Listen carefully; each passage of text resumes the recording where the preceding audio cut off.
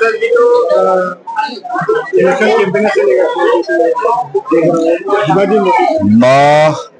बिश्वनाथ ओनसोलाव फैनानै खोब गोजोननाय मोनदों। बिश्वनाथ ओनसोलनि रायजो राजाफोरा गिबि खेबनि थाखाय बिटिआर बड'लेण्डआव भट होनो मोनगोन आरो बिथांमोना गिबि खेबनि थाखाय बड'लेण्डआव भट होनो मोनगोननि थाखाय खोब गोजोननाय मोनदों। आरो नैबे ओनसोलखौ बिटिआरआव सोसननाय जोंनि मानिजाथाव चिफ प्रमद बर'नि दैदेननाय इउपिपिएल सरकार, बे इउपिपिएल सरकारखौनो नैबे ओनसोलनि रायजो राजाफोरा हेफाजाब आरो मदद आरो ट्रेक्टरनि सावगारियावनो बिथांमोना भट होगोन होननानै दोलै नोगोरै रायजोफोरा न'निफ्राय ओंखारनानै दिनै जोंनो खोन्थाफैदों आरो जोंखौ हेफाजाब होफैदों।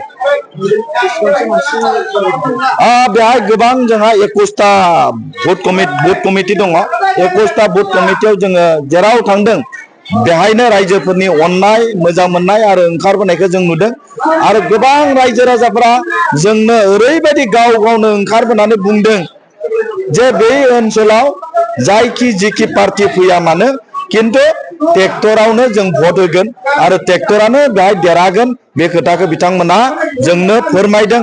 आरो आंहा मोनसे बिश्वास फैदों जे थांनाय 2020 सनावनो जिहेतु बिपिएफआ जेनदोंमोन आरो थांनाय 2020 सनाव जों जेसेबां भट मोनदोंमोन बिनिख्रुइ बांसिन भट मोनगोन आंहा बिश्वास फैदों।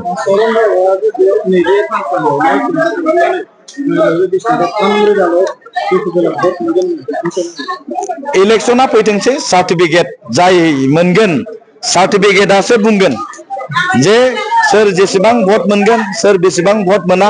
बिनि जितु सार्टिफिकेट, बे सार्टिफिकेटखौ 26 माने सेप्तेम्बराव मोनगोन। गतिके बै खालि मिथिगोन जे चरण बर'आ बेसेबां मोनखो आरो आं बेसेबां मोनखो। गतिके अब्ला बिथाङा बुंनो हागोन आरो दिनै बुंनो हानाय बिथाङा जुदि माबा मोनसे माबा लानानै फैदोंबा आं बेखौ मिथिया मा बे आरो बिथांनि बेथ' जोङो इउपिपिएलआ बिपिएफखौ थांनाय बोसोरावनो किक आउट खालामदों। इउपिपिएलआ बिपिएफखौ माने रौता समस्तियाव 2020 सनावनो किक आउट खालामखानाय आरो गोदानै किक आउट खालामनांगौनि मा बाथ्रा दङ। गतिके बे बाथ्राया रोखा।